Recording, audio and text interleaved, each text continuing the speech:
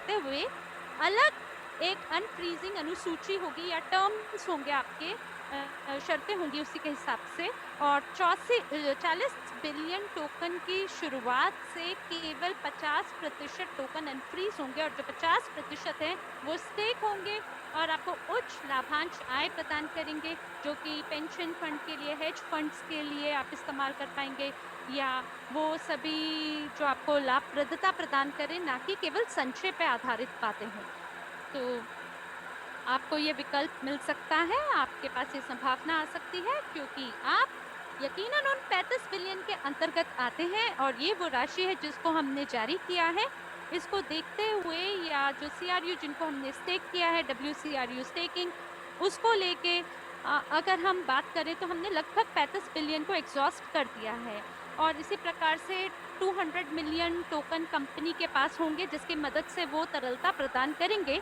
और दूसरा जो चरण है 22 फरवरी 2022, वहां पर शायद आपके लिए नई शर्तें लागू होंगी डब्ल्यूसीआरयू के अनफ्रीजिंग के लिए, और ये उन लोगों के लिए होगा जो कि उस टोकन को खरीदेंगे उस समय के दौरान।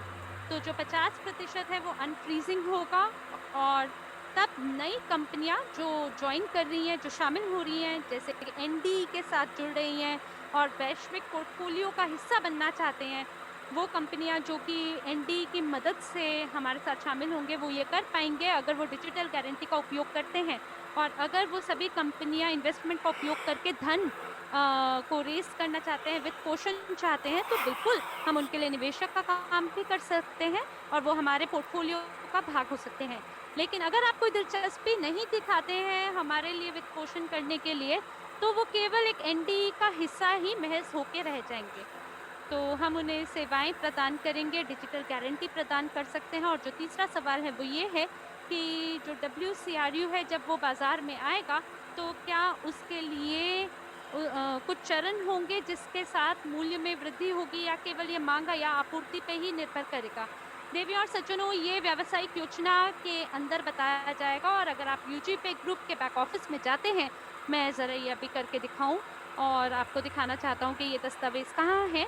हमारे पास पहले से ही वो अनुसूची है, वो सभी मूल्य हैं जिस पे डब्ल्यूसीआरयू की बिक्री होगी। तो कृपया करके फाबियो, आपने ये सवाल पूछा है, तो आप जरूर जो जहाँ मैंने बोला है वहाँ आप जाएं, और बाकी सभी लोग जो इसका उत्तर चाहते हैं, आप सभी लोग यूजीपे ग्रुप में जाएं। वहाँ पे सभी सामग्री है, जहाँ पे सभी ग्राहक हैं, और ये पूरा एक अनुभाग है आपके लिए, मटेरियल फॉर द क्लाइंट। और ग्राहकों के लिए सामग्री, ये जो अनुभाग है आपके यूजीपे बैक ऑफिस में, इसमें आप जा सकते हैं। यहाँ पर एक वाइट पेपर है, ब्लॉकचेन क्रिप्टो यूनिट। मैं इसे खोलता हूँ और मैं आपको बताता हूँ कि कौन से पृष्ठ पे आपको इस जानकारी को देखना है।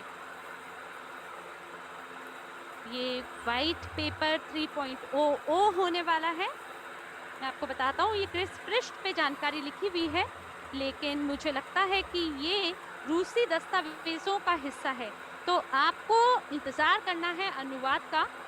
ये 11वें पृष्ठ पे लिखा है, जहाँ पे ये आपको सब कुछ अनफ्रीजिंग के बारे में बताता है, उसकी पूरी समय अवधि से आपको अवगत कराता है।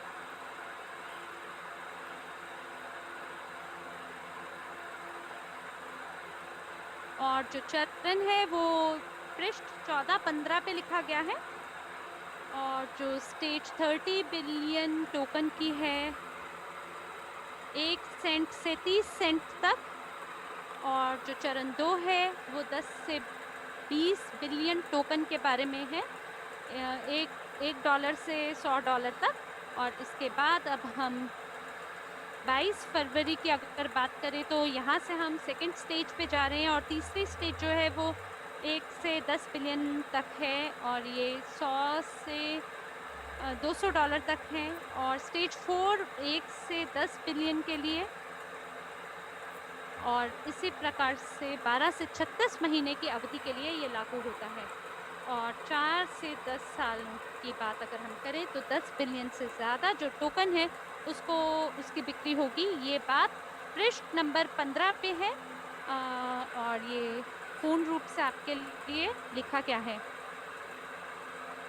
तो दोस्तों मुझे लगता है कि जो आखिरी सवाल है उसको मैं ले लेता हूँ, क्योंकि मुझे लगता है मैं पहले ही आपको आपके सभी सवालों का लगभग जवाब दे चुका हूँ।